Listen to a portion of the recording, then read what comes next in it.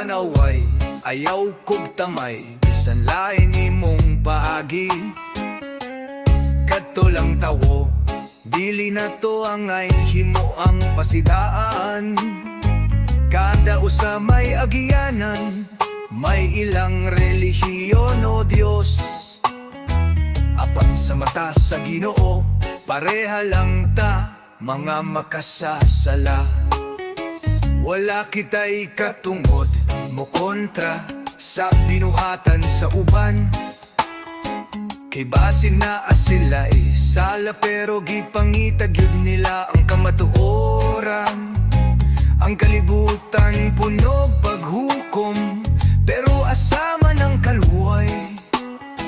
Mag-una tagtanaw sa atong kaugalingon, ayaw lang magdali sa pagpanaway. Ayaw panaway, ayaw panaway, tanan kita may sala.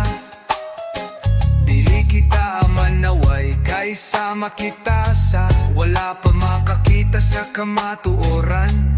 Pangita ang grasya, ang kaluoy sa Ginoo, ayaw tamay ang uban. Aron kita tanan maluwas, dili pinaagi sa atong binuhatan. Unsa may imong ikatabang, usa lang ang atong gugma. Kay bisan kita sa miaging adlaw na sayop sab wala na'y sukaranan. Dili kita magpakaaron ingon nga kita lang ang husto. Kay ang Diyos nagtanaw sa kasing-kasing, dili sa atong mga litok. Ang kalibutan nagtudlog pagbuto, pero ang Biblia nagingon. Sila nga walay salaunta, magsugod sa pagbato. Kaya ayaw kalimti, ang kaluoy mas kamhanan kaysa pagpanaway. Bisan ang daotan gigugma sa Dios, gani siya nagantos para sa tanan. Ayaw panaway, ayaw panaway, tanan kita may sala. Dili kita manaway, kaysa makita sa wala pa makakita sa kamatuoran. Pangita ang grasya, ang kaluoy sa Ginoo, ayaw tamay ang uban. Aron kita tanan maluwas, dili pinaagi sa atong binuhatan. Imong mata, angay sama sa mata sa Ginoo,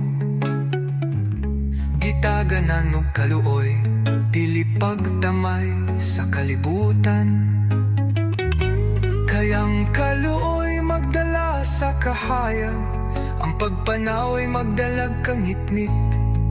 Bisag unsa pa ang imong tinuuhan, ang Dios nagkinabuhi sa tanan. Ayaw panaway, ayaw panaway, sama kita sa ulay nagpangitag kahayag, sa kalibutan nga punog kang ngitngit. Pakigsuod sa Ginoo, ang grasya yang ihatag.